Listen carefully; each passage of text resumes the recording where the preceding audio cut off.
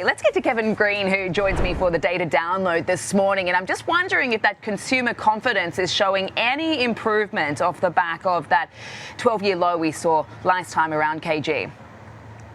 Yeah, you actually did see a pretty decent bounce for consumer confidence. Now, this is going to be the February print. That came in at 91.2. The street was looking for 87.4. And we did see a revision for last month's print up to 89 here. Now, the optimism or the current situation index, for the most part, actually still stayed a little bit stagnant here. But you are seeing optimism for the future getting a little bit better, especially when it comes to spending plans. And that's really the big driver for this number moving a little bit higher, a lot higher than the street's expectations.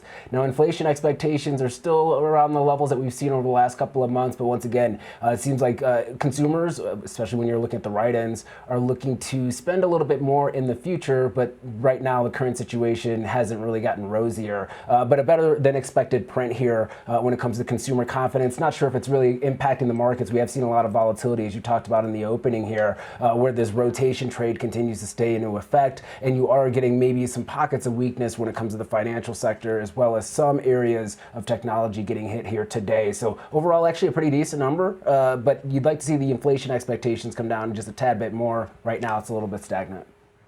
Yeah, I wanted to pick your brains about some of that rotation, particularly what we're seeing in financials. But just before we get to that, just talk us through some of the other data we're seeing this morning. I see that wholesale inventories is hitting the tape, but also some of the Richmond Fed manufacturing data as well. What are you seeing on that front? Yeah, so wholesale inventories came in at positive 0.2%. That matches the street's expectations, and that also matches what we saw for last month. Actually, if you look at the last 3 months, the buildup in inventories here is still at a healthy level to the upside, and that actually could put pressure on prices and actually could be a driver for inflation moving lower. As inventories do build, a lot of companies have to actually cut prices in order to kind of move that inventory out. And when you're actually looking at the Richmond Fed, that actually came in lower than the street's expectations, coming in at negative 10, so we're still in contractionary territory there. Street was looking for negative 8 on that print, and the manufacturing shipments also saw a bigger drop or decline, coming in at negative 13. Street was looking for negative 5. The services side of this Richmond Fed index also came in lower than the street's expectations. This is really not surprising when you're looking at the manufacturing economy, especially on the East Coast here. We have seen a lot of volatility, especially when you're looking at the new orders. New orders, we have seen certain spikes in recent months, but we have not seen the trend really kind of move to the upside, which is exactly what you would like to see for economic growth. It seems like there's a lot of fits and starts. Probably a lot of that's on tariff policy, but also the consumer as well. We are seeing cracks in certain portions of the consumer in some respects, and that could also be weighing in on manufacturing activity here in the United States. Yeah, things have looked pretty skewed, you could say, since April. So but important to keep an eye on and looking at the overall trend there. Let's get back to these markets and this rotation that you speak of and the weakness we've seen in financials. I mean, can you speak to that, KG? Because obviously we know that the latest catalyst has very much come from the AI disruption fears that's spilling into, all parts of this economy and these sectors. I mean, particularly when you took a look at some of the wealth managers, for instance, in recent weeks, off the back of what we heard from Altruist. I'm tracking these lines coming out of this Anthropic live stream, and what I've seen is that they've announced 10 AI plugins for investment banking. I don't know exactly what that means, but we know that this has been a ripple effect coming from these kinds of headlines on the financial sector and others. Can you sort of speak to what we're seeing here as far as that particular sector?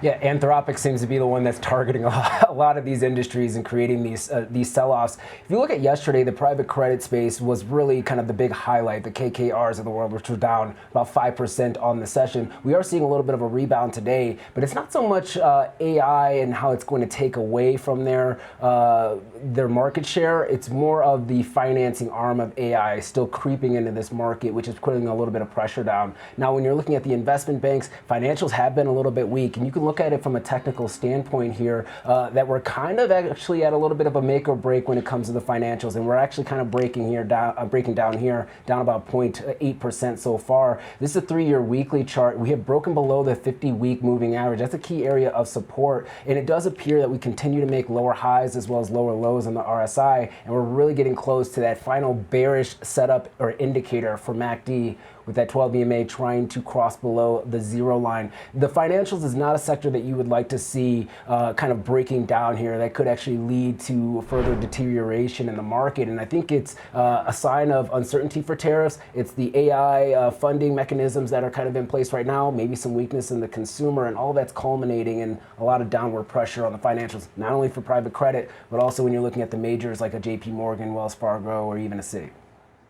Yeah, not to mention, obviously, the flattening of the yield curve that we've seen in recent weeks as well. But as you say, it's been a confluence of factors for the financial sector, hasn't it? I mean, not to mention, you've had Jamie Dimon's comments not helping, perhaps, seeing more people doing dumb things, he says, starting to see parallels to pre-GFC. It was interesting, I was listening to, I think it was Cameron Dawson this morning, who said she's not giving too much credence also to the cyclical upswing we're seeing as far as this rotation trade just yet, because the financials very much do need to participate in that as well. So certainly something to look at. But speaking of cyclical things in nature, talk us through what you're seeing as far as the commodities patch. What's the big story we should be tracking today?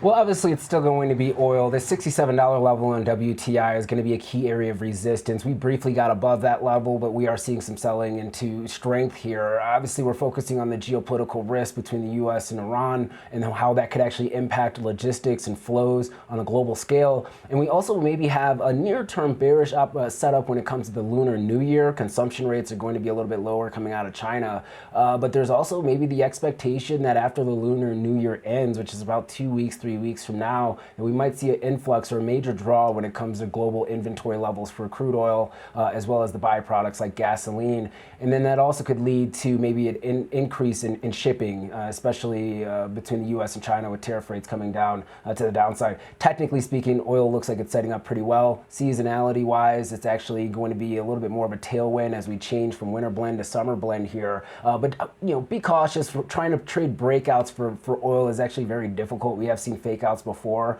but if it is trying to break out, your next level of resistance that I would be focusing on is around $72. So a decent setup here. The rest of the commodity patch is kind of oscillating and consolidating right now until we get another catalyst, or hopefully a global growth catalyst to try to move these other commodities higher, metals, industrial metals, as well as the energy patch and grains.